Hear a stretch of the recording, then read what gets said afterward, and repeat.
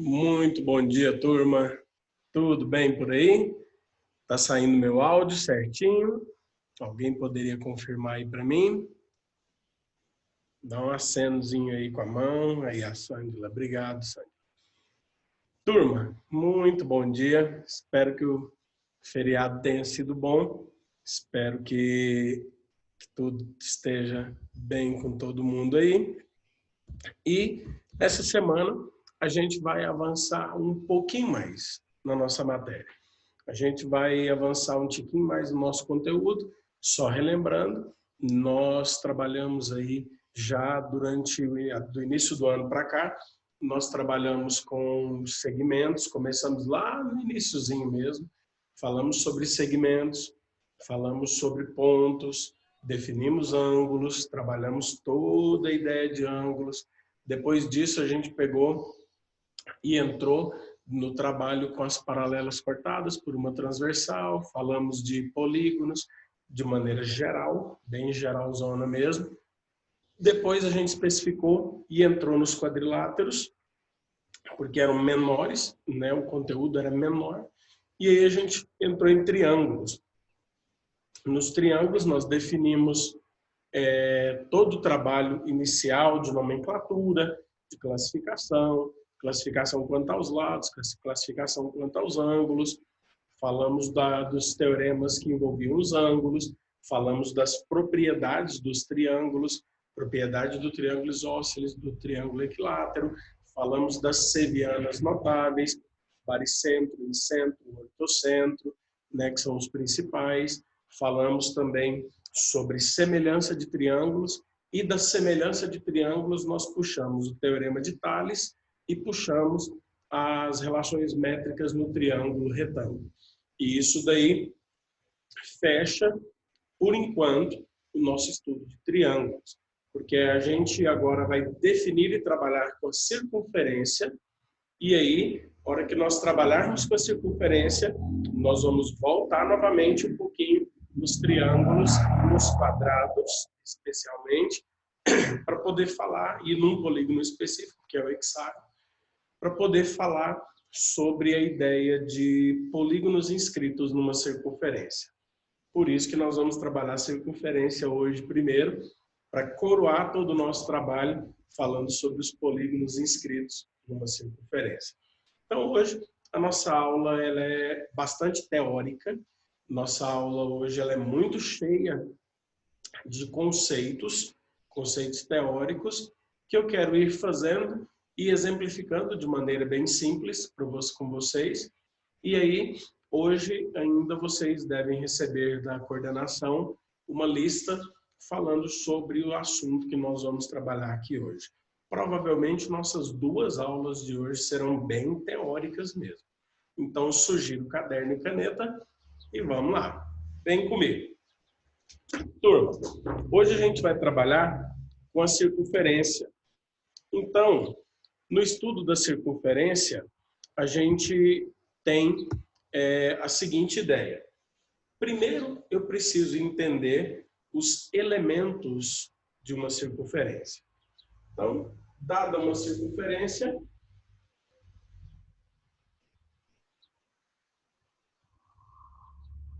lá no 8º ano do ensino fundamental, o nosso trabalho lá começava definindo o que é uma circunferência com o aluno lá do 8º ano.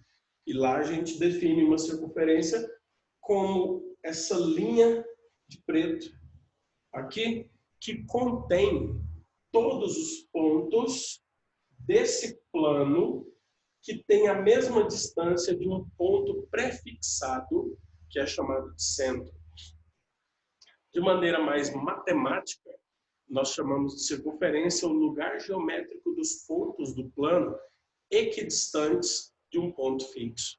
Então, quando eu pego esse ponto aqui, que é o centro da circunferência, qualquer ponto sobre a linha, que eu vou chamar de ponto A, B e D, qualquer ponto sobre a linha, ele tem a mesma distância do centro. E essa distância, ela é chamada carinhosamente de raio da circunferência. Então, o primeiro elemento que a gente define numa circunferência é o raio. Professor, o raio é a distância do centro até qualquer ponto da circunferência. Exatamente.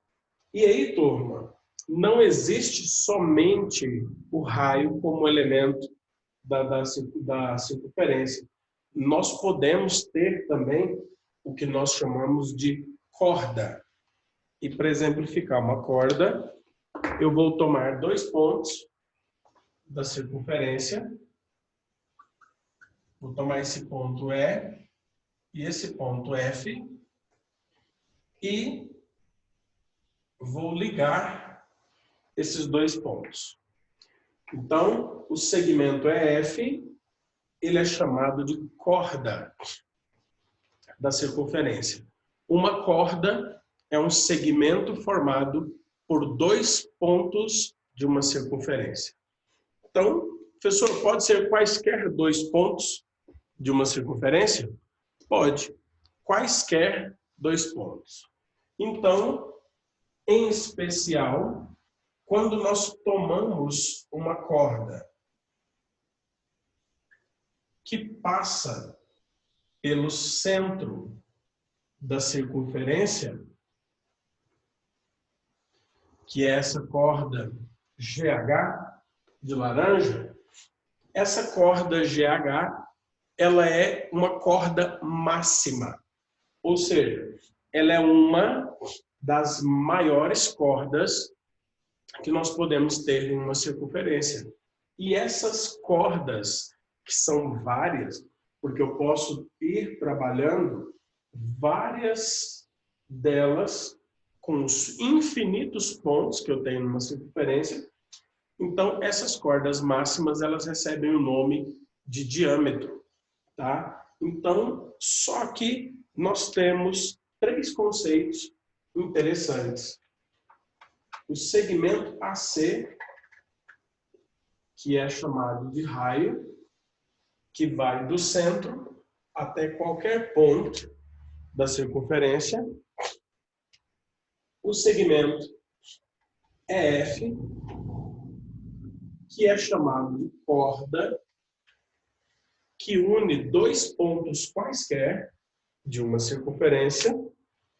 E o segmento GH, que é chamado de diâmetro, que, além de ser uma corda máxima, ou seja, a maior corda que eu posso ter dentro de uma circunferência é o diâmetro. Além disso, o diâmetro ele tem exatamente a medida de 2 raios. Porque eu tenho aqui a medida de um raio e aqui a medida de mais um raio. Beleza? Então, esses elementos iniciais, eles vão ser os elementos que vão nortear todo o nosso trabalho aqui dentro. Professor, eu preciso trabalhar e entender essas ideias, preciso dominar esses conceitos, precisa decorar essa nomenclatura, precisa, tá bom? E o que nós vamos fazer com isso? Nós vamos trabalhar em primeiro momento alguns probleminhas que envolvem o comprimento dessa linha de preto, que é a primeira ideia que a gente tem no trabalho com a circunferência. É trabalhar ideia de comprimento. Eu não vou aqui definir, provar para vocês, porque todo mundo aqui já sabe que o comprimento de uma circunferência, ou também chamado de perímetro da circunferência, é dado pela fórmula 2 vezes π vezes o raio, tá? Então, lembrando que o π é uma constante irracional que pode ser aproximada para 3,14. Beleza? Turma, as primeiras ideias que nós vamos trabalhar são justamente essas daqui. Eu quero trabalhar problemas que envolvem o comprimento de uma circunferência. Então, quando se trata do comprimento de uma circunferência, é importante o aluno ressaltar, entender que nessa fórmula só tem dois elementos desconhecidos. Só dois: o comprimento e o raio. Então, é normal que o exercício faça uma brincadeira com você assim, ó. Ou ele te dá o raio e pede o comprimento, ou ele te dá o comprimento e pede o raio. Vai ficar sempre nessa brincadeirinha. Te dá o comprimento, pede o raio, te dá o raio, pede o comprimento. Te dá o comprimento, pede o raio, te dá o raio, pede o comprimento. Não tem para onde fugir. Por quê? Porque só tem dois elementos desconhecidos nessa fórmula aqui. Beleza? Então, o que eu vou fazer agora? Vou sair da frente para você tirar o print da tela. E aí, nós vamos pegar e fazer pelo menos dois exemplos assim. Um mais fácil e um pouquinho mais bem elaborado. Tá bom? Printa a tela aí para você copiar e vamos trabalhar exercícios. Beleza? Printou? Então vamos lá. Exemplos.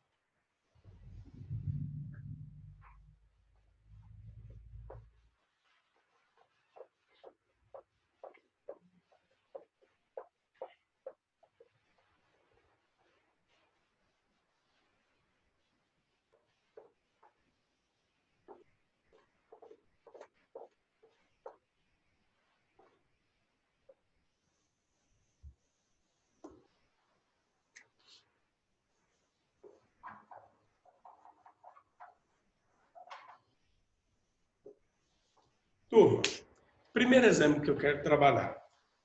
Quero trabalhar com vocês a ideia de te fornecer o raio e te pedir o comprimento. Então, determine perímetro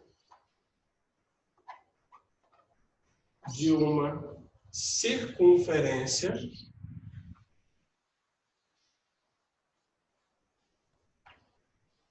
de diâmetro 20 centímetros.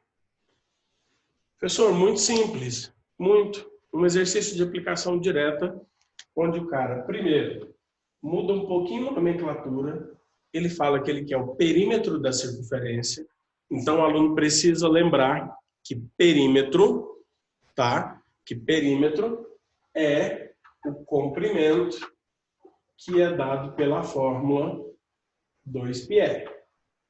Segunda observação, o aluno precisa entender que ele não te deu o raio, ele te deu o diâmetro. O diâmetro, ele sempre será o dobro do raio. Então, se o diâmetro é 20, é porque o raio é a metade. O raio é 10. Então, comprimento da circunferência, ou perímetro da circunferência, 2 vezes π vezes 10, ou 20 π unidades de medida de comprimento, que é centímetros. E turma, aqui eu gosto sempre de fazer uma observação. Tem exercícios, tem livros que abordam essa ideia. Já que o diâmetro é 2 raios, eu posso muito bem perceber também que o comprimento da circunferência pode ser escrito como 2r vezes π. Como o 2r é o diâmetro, o comprimento de uma circunferência pode também ser escrito ou pensado como π vezes o diâmetro. Beleza? Eu já vi exercícios onde o cara propôs essa ideia e o aluno ficou em dúvida, ficou perdido. Por quê? Porque ele não percebeu que o 2R é o diâmetro, então quer dizer que a fórmula pode ser escrita como π vezes o diâmetro, π vezes d. Tá bom? Então, fiquem atentos a isso daí. Esse exemplo é um exemplo simples, um exemplo fácil, um exemplo direto. Às vezes o cara te dá lá um exercíciozinho, vem floreando, né? Com o exemplo, com o exercício, dando uma ideia de que o cara fez uma coisa, foi dar uma volta numa praça circular e tal. Eu quero pegar um exemplo agora dessa ideia. Eu quero pegar uma ideia simples como essa e aplicar em situações do nosso cotidiano. Então, printa a tela aí para a gente ir para o segundo exemplo, exemplo 2. Printa aí. Beleza? Pode apagar então? De boa? Tá bom. Exemplo 2.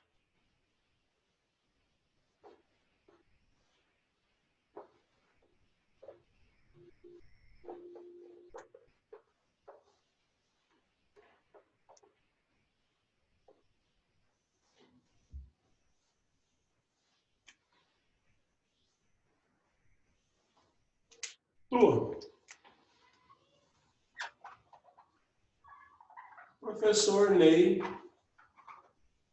gosta de correr ao ar livre.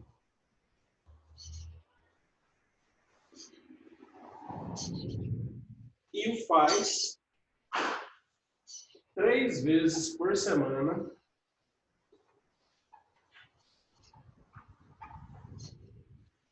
em uma praça circular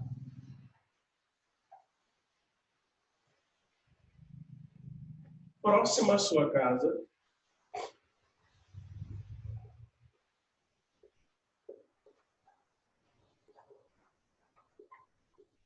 com diâmetro de 200 metros. Sabendo que sempre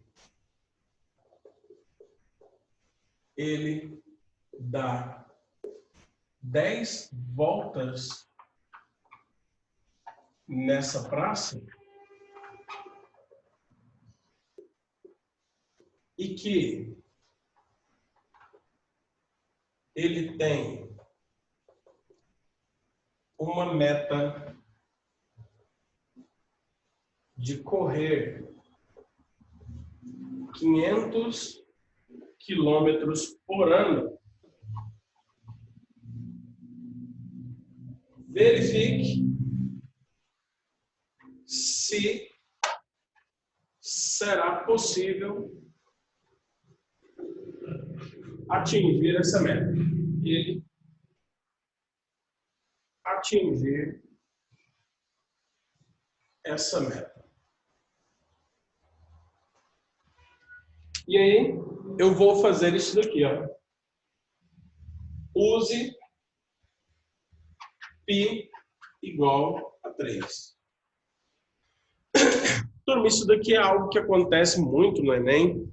O cara pedir para fazer uma aproximação do π para 3,1, para 3, para facilitar as contas que a gente tem, né, ali naquela situação, naquele exercício proposto ali.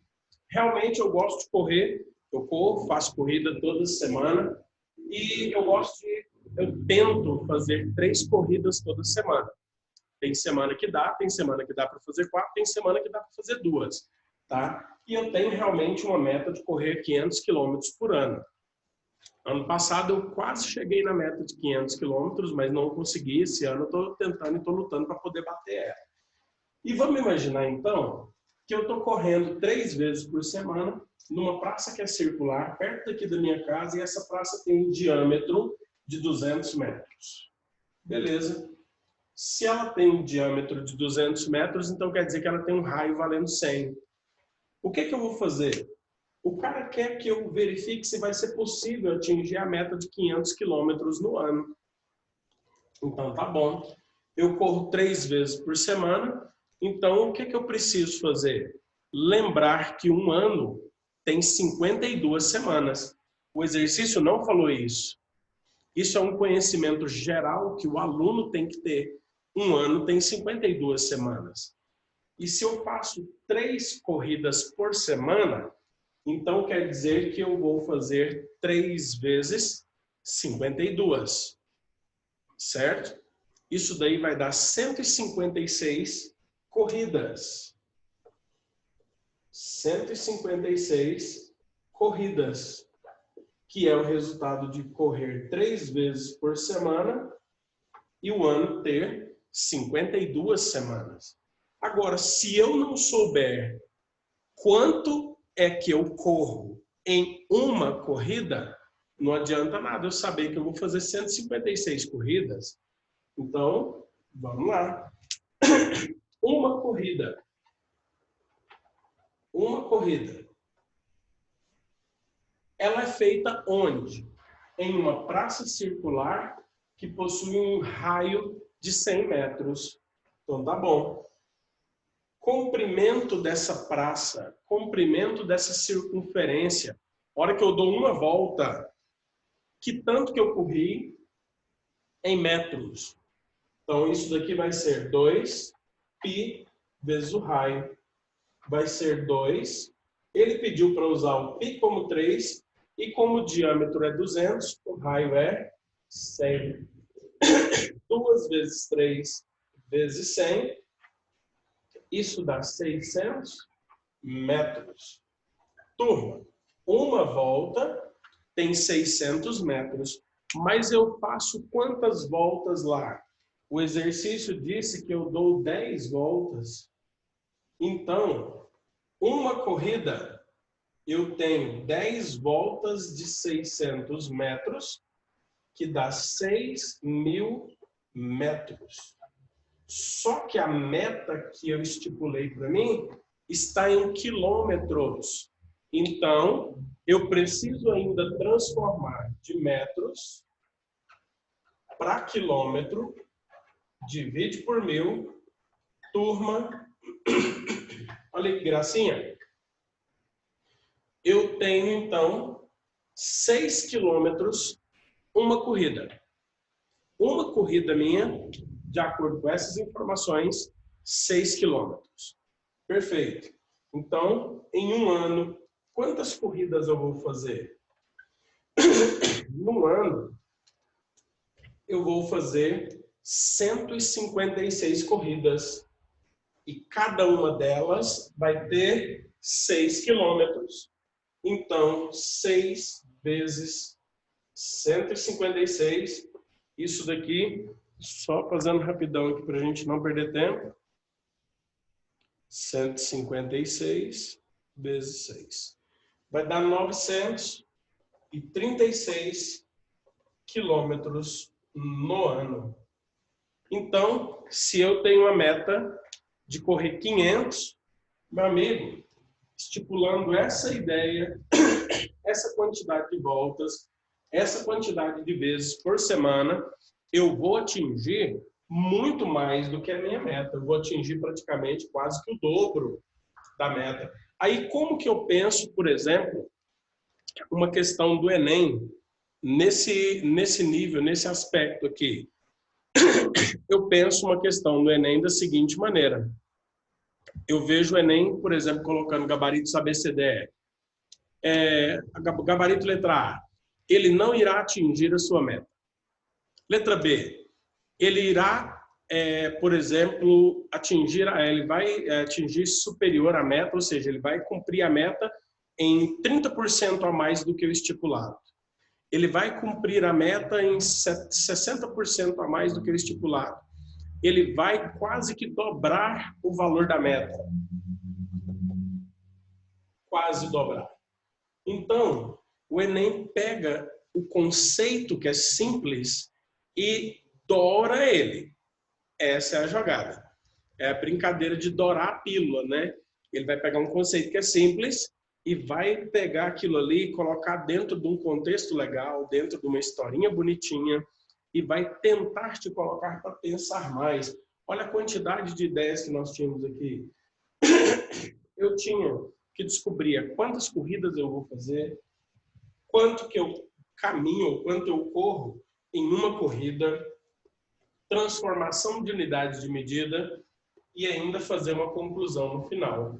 Com certeza, uma questão como essa, numa prova do Enem, seria uma questão, por exemplo, de nível mediano, tá? Deixa eu ver o que a galera tá aqui perguntando. Professor, levantei a mão, tá.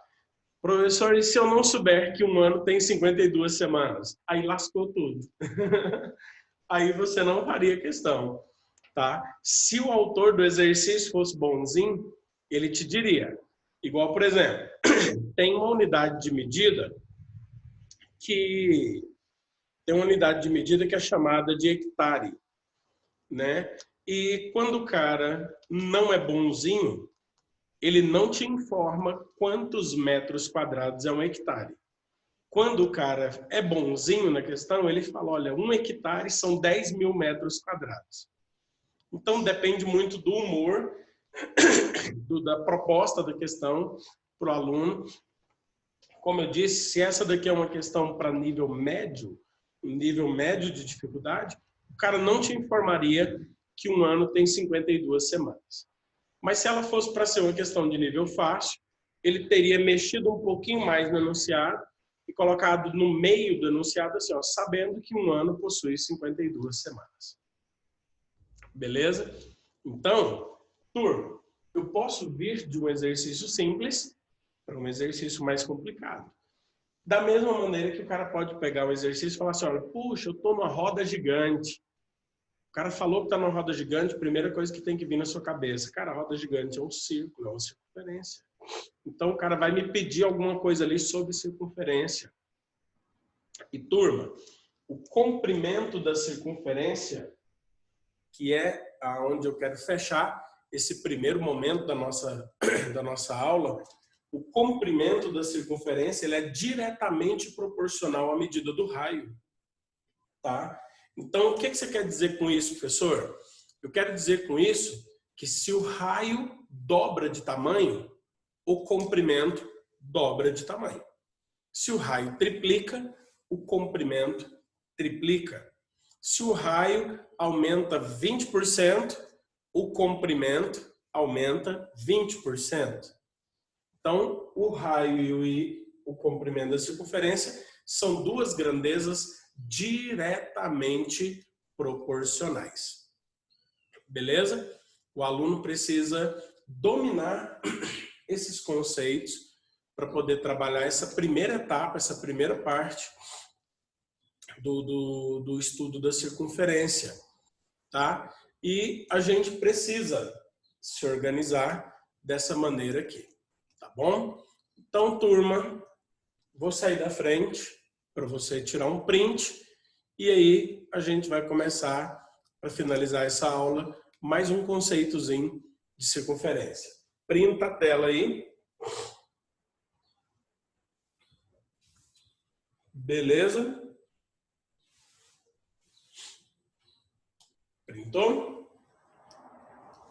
Pode apagar então, né? Ah, tá. Não apaga. Espera aí. Printa aí.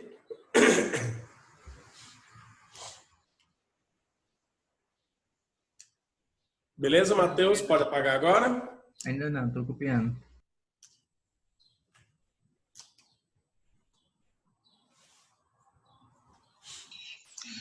Ô, Matheus, a gente manda print no grupo.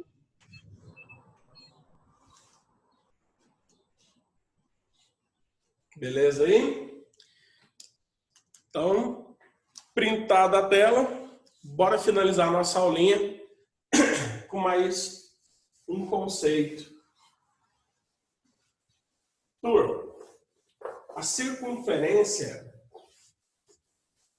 ela também admite relação com segmentos, que, por exemplo, nós vimos aqui a corda é um segmento, o diâmetro é um segmento, só que nós vimos apenas segmentos internos à circunferência, tá? Então, beleza. Já que nós estamos com segmentos apenas internos, o raio é um segmento interno, a corda é um segmento interno, o diâmetro é um segmento interno, e se eu tiver um segmento externo? Então tá bom, se eu tiver um segmento externo, eu preciso saber me relacionar com ele. Então, vamos ver como que se comporta segmentos tangentes a uma circunferência. Turma, nossa aulinha vai acabar o tempo aqui, mas eu quero só mencionar essa ideia e aí na próxima aula, no próximo horário, eu continuo. Quando nós temos segmentos que tangenciam uma circunferência, segmentos tangentes, eles são segmentos que tocam uma circunferência em um único ponto, tá? Então, isso daqui é um segmento que tangencia a circunferência, ó. Eu saí do ponto P e passei pela circunferência, encostando nela bem aqui, ó, no ponto A. Beleza? Quando eu tenho dois segmentos que tangenciam a circunferência partindo do mesmo ponto, ó,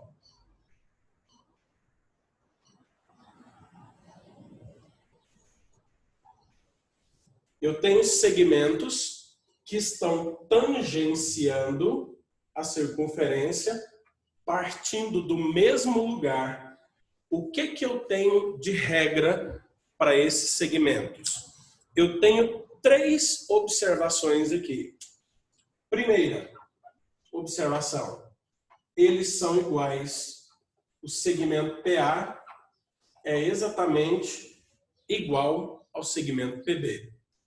Segunda observação, todo segmento que tangencia uma circunferência, ele é perpendicular com o raio. Ou seja, ele forma ângulo de 90 graus com a medida do raio da circunferência. Então a gente diz isso daqui, ó. Segunda observação, o segmento PA, ele é perpendicular ao raio. Esse símbolo, turma, é o símbolo de perpendicularismo. Tá ok? Então, o segmento PA, perpendicular ao raio. Nossa aula já vai acabar, o tempo dela já está expirando aqui. Próximo horário, nós vamos continuar. Ainda falta mais uma ideia para a gente trabalhar aqui, mas aí no próximo horário eu já começo com essa figurinha desenhada e a gente avança um pouquinho mais. Tá bom, turma? Até daqui a pouquinho. Vou sair da frente para vocês printarem a tela. Printa a tela aí, para vocês já irem se organizando com o material.